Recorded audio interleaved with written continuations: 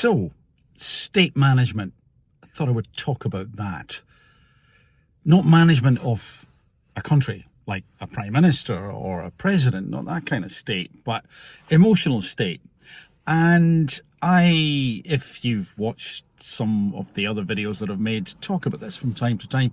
It's a subject which causes me, well, almost endless amounts of fascination because there's so many insights to be had. But anyway, today, what I wanted to talk about was driving and state management. So I was driving along, not in my car, I hasten to add, and not with any passengers.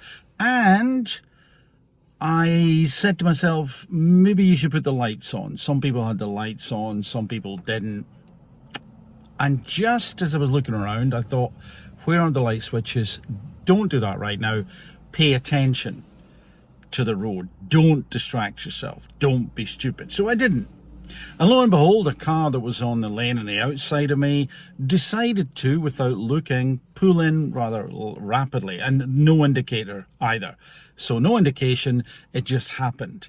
But maybe there was a bit of instinct kicking in because, as I say, I didn't want to search for the lights. It wouldn't have been a big search, but just a fraction of a second. I thought, no, pay attention right now. And so the car pulls in. Because I had reasonable awareness of the traffic around me, I was able to brake quite hard.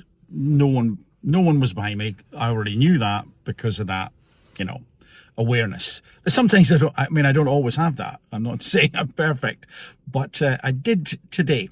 And what's your first instinct when that happens? See, a lot of people who've been passengers of mine when I've been driving have said things like, toot your horn, do that, not as the manoeuvre's happening, but afterwards, to express anger, to express rage, to express indignation, flash your lights.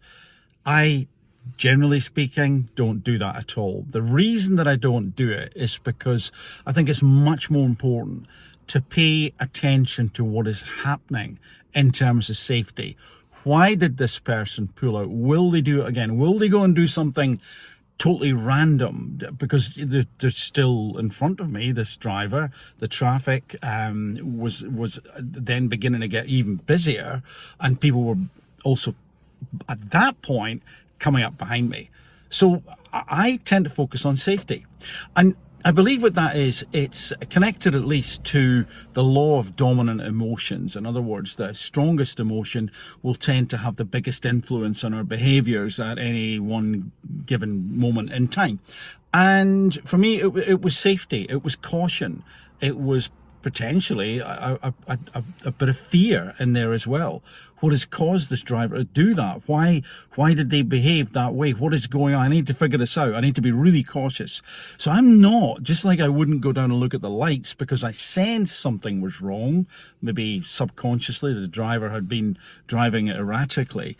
So also, I'm by that same token in that state of caution and fear and hypervigilance.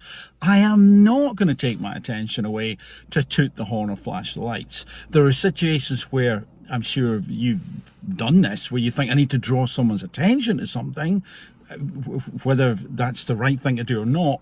We've probably all done that. This was not that situation. So for me, the overriding concern was safety of all the drivers around me, including me. And so that's sort of point number one about the law of dominant emotions, or at least my example of it. And then part two is that driver, they were so reckless, and it was a stupid thing to do. But are they like that all the time? I don't know. However, I could have continued to be in a state of annoyance and disbelief and a little bit of mild irritation, to put it mildly, with that driver, because I wasn't going, hey, that was a great maneuver, that was fantastic, we must catch up for a cup of coffee sometime. I wanted to know, what were they thinking? Why did they do that? Good grief. That was ridiculous. Have you no sense? So all that stuff was going on, but I then knew that I had to let that go. Because some things that can boil over in a road rage, and that's not a good thing at all from anybody's perspective. But not only that, it's distracting. Not only that, it's debilitating. You carry with you, potentially, we carry with us that incident. It happened, half an hour ago. A half a day ago, a full day ago, 2 days ago, but we ruminate, we go over it and over it and over it, we relive those negative emotions. And one way that I found, again, in terms of managing state, not initially, because I'm far from perfect, but one way that I've found that I can do that is to consider what was good about that situation.